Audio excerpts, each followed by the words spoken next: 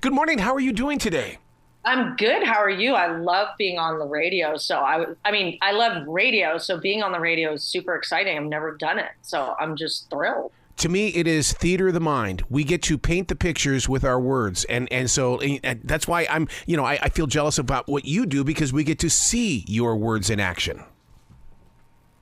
Yes. And I would mention that sound is actually the most important thing to me in a movie, which is really weird to say, but I fixate on sound. I think without it, of course, I love the silent era. My father didn't force us. We loved watching it, but I watched a lot of silent film as a child, but without the music, and now of course we're in a different era. Sound's really important. What we hear in a theater or at even our homes really makes a difference emotionally on how you feel and interpret the movie. So, including every single sound effect and Foley and, of course, music. I would love to see you in that editing room then, the way that you describe sound, because it looks like that you would step in there, and that's one thing that your imagination is locked in on. In radio, that's what we have. We have sound. What are we going to do with that sound? How are we going to move that sound so that we can convince people to buy a car, buy a refrigerator, or even come back and listen to the show tomorrow? Exactly. Well, think about the difference between hearing a footstep down a hallway, right? Like if there's tension or I want to create anxiety, how are the footsteps? Are they light? If you don't hear the footsteps, if you don't hear any sound, or if you choose one piece of sound, how's that it's going to completely affect the audience differently. And you don't know that as an audience member. It's kind of subliminal, right? So it's very important. And I look forward to working on a bigger budget film where I have a lot more, I can do anything with the sound effects. And of course, music is so important. A recognizable song in a movie can completely transform the experience. Well, the music that's in this movie, my God. You've got some stuff that really is going to be, I bet it's on everybody's Spotify list now. Really? That's so cool. Yeah, it's got some powerful sounds to it in the way, and and the way you describe sound in it, and then I'm sitting here thinking about these different scenes, the fight scenes, on the street scenes. I'm going, oh my God, everything that she's talking about is very much evident in those moving pictures. Wow. I got so lucky with the guy who composed the score. My father never scored his films, right? Until the last one or two. And he'd talk about that a lot. He would use music throughout, not filled with music, but if he wanted a music cue, he would pick a song. And I grew up hearing that he didn't say he didn't like score. He just didn't score his film. I really feel like I love score, but I wanted it to be subtle, especially for this one. So we just used a trumpet and horn pretty much. The guy was, and a violin. Trumpet, horn, sorry, a trumpet, horn. A trumpet is a horn, and a violin. I'm just waking up. I truly understand that, because look at Andre 3000. With what he has done, taking crunk music, and now he's using just regular instruments, and he's touring the country selling out. Oh my God, I love Andre 3000. I can talk about hip hop till I'm fluent. But you're spot on when it comes to the simplicity. And wasn't it your dad that always said, "Don't confuse the audience"? Oh my God, I can't believe you know that quote. Oh, that. And when I was first writing, I was very ambiguous. And I remember I went to the film festival at the Austin Film Festival, where this film actually premiered. And my mother actually Polly Platt helped found that film festival back in the day. I think it's been around. Don't confuse the audience. So when I first started writing, I was like, oh, the audience will figure it out. They're smart. I was ambiguous. I didn't want to do too much exposition. And I remember I went to see, and Lost had just finished, like, its season finale. And one of the creators was there, Damon Lindelof. And he was talking about his film that he had just written for Ridley Scott. And he was like, I like ambiguity. And I remember being so angry at him because I wanted to know more about where they live. Was it purgatory? So I decided then and there that I was going to be more specific. Mm-hmm. And it is really a simple rule, but it's super important because you do lose the audience if you confuse them. You completely lose them. It takes you out of the film. That's interesting you bring that up because I do movie premieres with different promotional companies, and one of the things that I really am supposed to do is write down in my notes, when does somebody get up and go to the bathroom? What happened in that movie for that viewer to get up, leave the theater, go to the bathroom, and come back in? Yeah, I always, especially if I'm really into a film, I tell whoever I'm watching it with, let me know what happens. And I run. If I don't really care, I go very slowly to the bathroom. Yeah, that's an interesting. Yeah, you never know because you never know what's going to happen in the next scene, especially if it's a good film. Right. When you get to break down your movie experience, in other words, when you get to sit down and talk about how the process of why you did certain things, I mean, you release so much energy toward us, the viewer, because we don't understand what you physically and mentally have gone through, because making a movie is a miracle. So, I mean, but for you to be open about it allows us to be in your shoes. Right. Absolutely. You know, it's an all-consuming, especially when you go into production. You really don't have time to think about anything else but what you're doing at that moment. And I think if you're really there, then the actors, the relationship with the actors, especially for me, is so important. Making sure they trust me, yep. Making sure that they know that I'm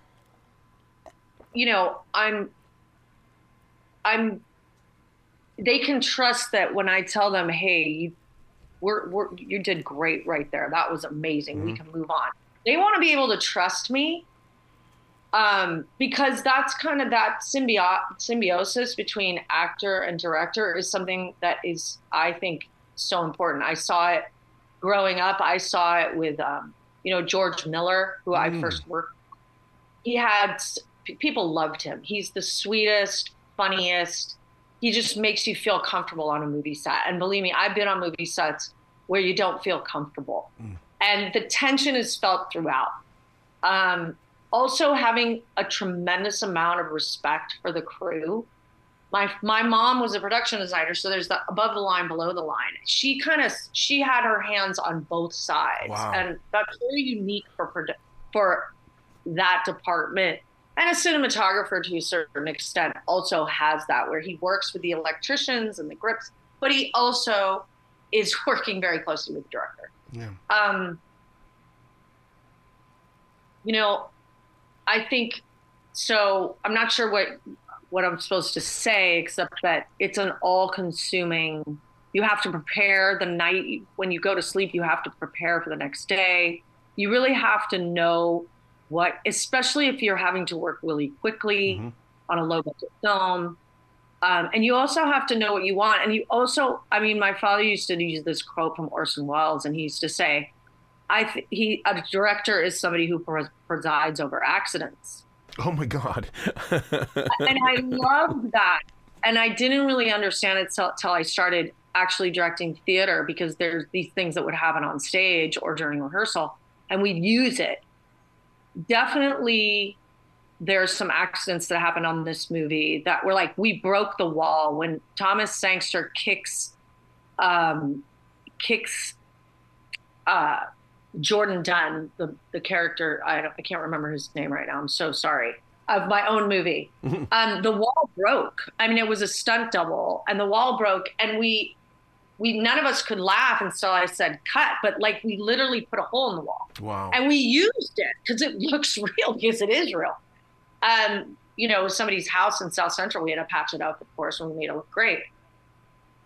The improvisation and allowing actors, even if I don't agree with them, even if I don't necessarily agree with the direction they want to go in the scene, I say go for it, because I never know what they're going to do, and I might love it.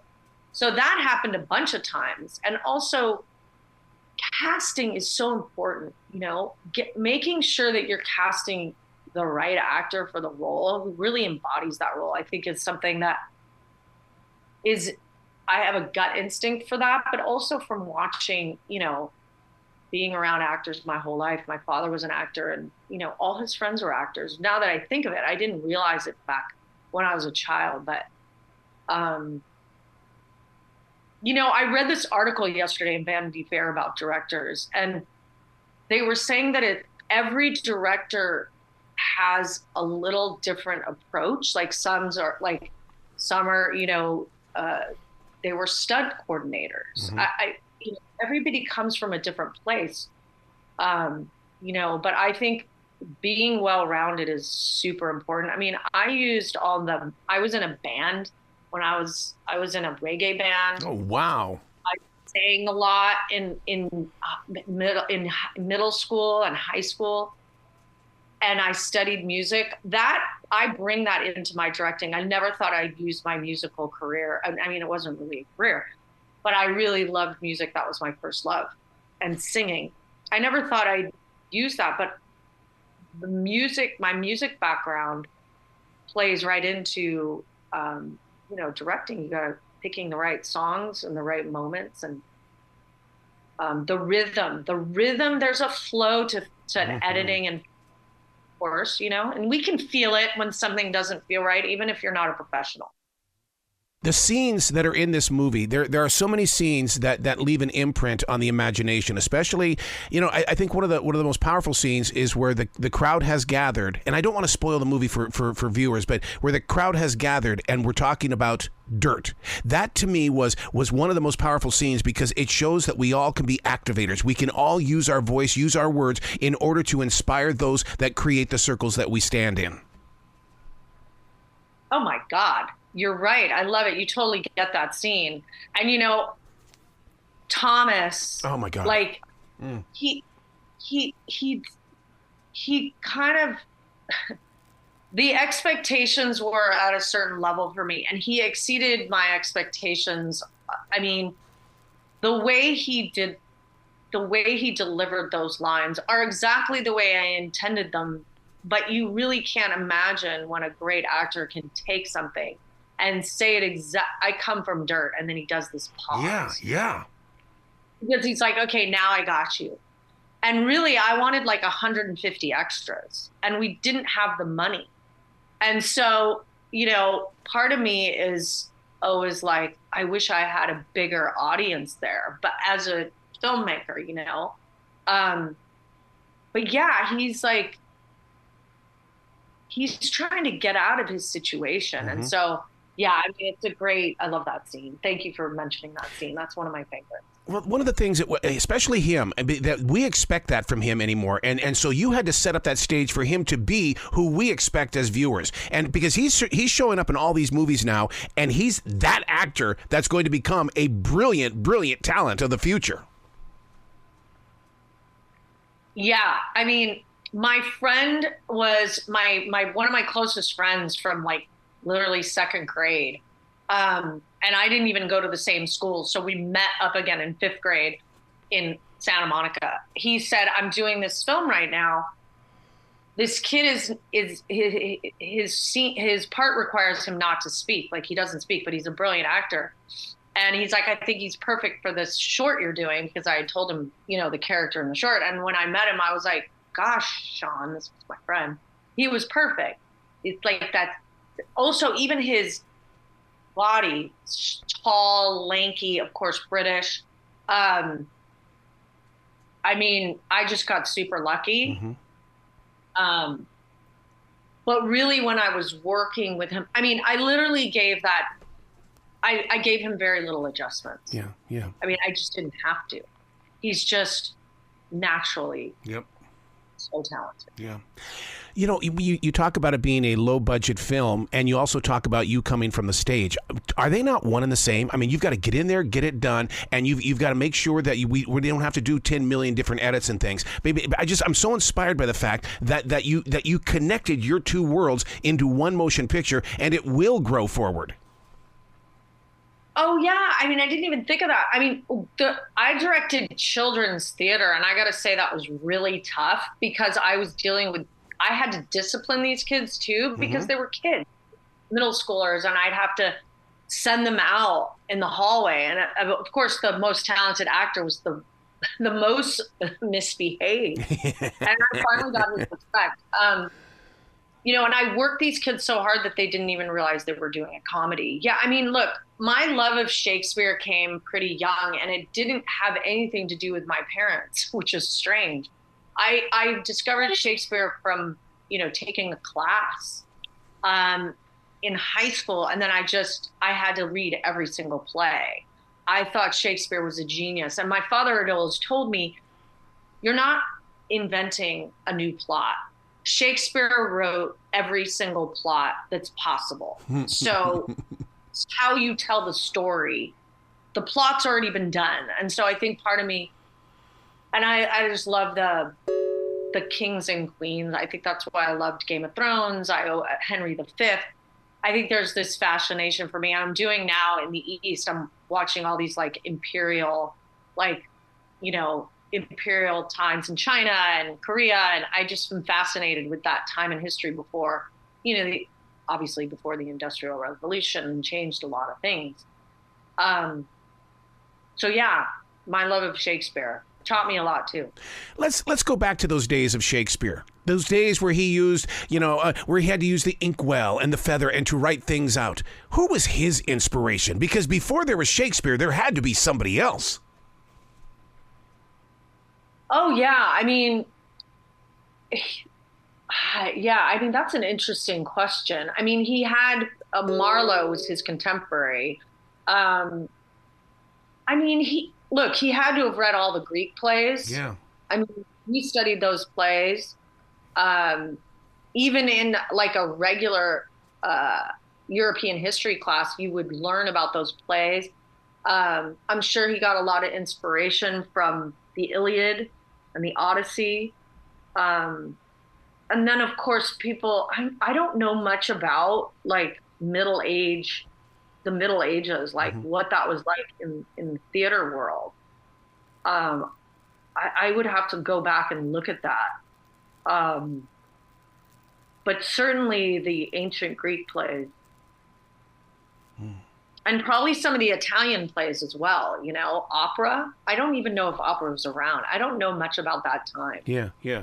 But yet it's inspiring to go back there just for a moment. That's like I'm doing this project right now. The crazy things that our parents would say, such as, "Are you digging a hole to China? Where did it come from?" And you find out that it was from the 1500s. You're going, what are you talking about? You know, and I love history so much, and that to me is what you're bringing forward. All of those things that happened in your life and the different challenges and changes, but yet you're allowing us to experience it inside these movies. Absolutely. I mean, the comic books the obsession with comic books in the film was really about how my father didn't let us watch TV. There was no TV in his house, and basically he was, you know. He believed that most of the great films had been made before 1959. Yeah.